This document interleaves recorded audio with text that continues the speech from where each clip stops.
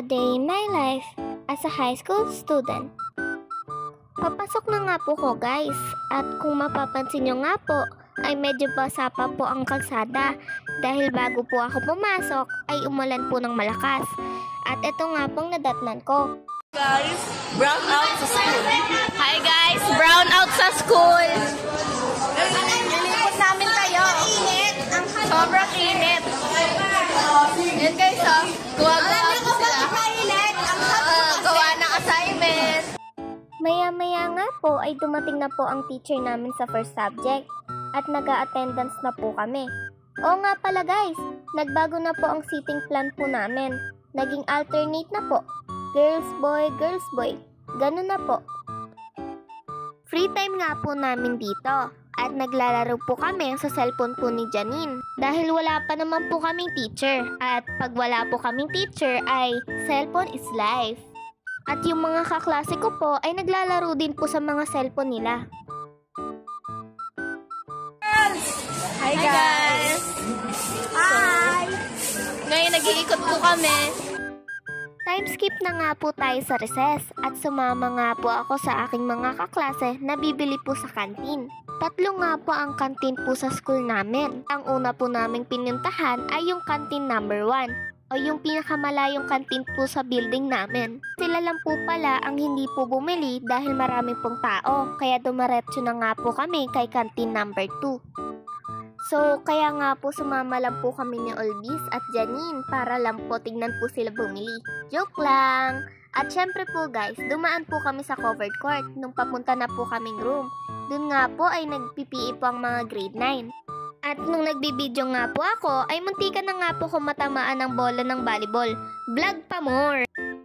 Malapit na nga po kami sa building namin. Yung building nga po namin ay yung nasa baba lang po at kailangan lang po namin bumaba sa hagdan po na iyan. At nandun na po kami. Yung room po pala namin ay nasa second floor. Pagbalik ko nga po guys ng room ay kumain na nga po ako kaagad. At syempre po guys, kahit kumakain pa rin po ako ay syempre po magre-recite pa rin po ako dahil dagdag grades po yan eh. Nakalimutan ko nga pong sabihin guys na pagkabalik po nga namin ng room ay maya-maya nga po nag-start na po ang AP class namin. Guys, tignan nyo tong mga classmate kong pogi. Wow!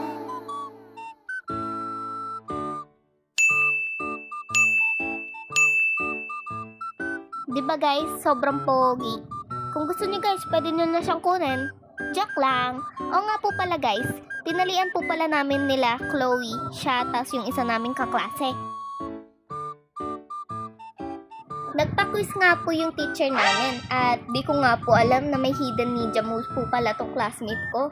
Pagkatapos na nga po dyan mangopya guys ay nagkamali pa po siya. Tapos hindi pa po dyan, sa akin pa po talaga ng hiram ng correction tape. Ang galing!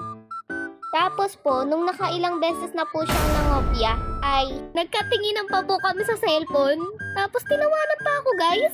Nung mga panahon na nga po na iyan, ay kinukutuban na nga po ako. Ah? O diba guys, tinawanan pa ako. Next time po guys, magpapaturo po talaga ako ng mga ninja moves nito eh. Alam mo, Bernardino, shoutout sa'yo. Tama talaga yung sinabi ng TLE teacher natin eh. Nagamitin natin yung biyayang binigay sa atin ng Diyos. Tulad ng makapagsalita, makakita. Pero iba yung way mo ng paggamit ng kakayahan na makakita eh. Makakita ng sagot.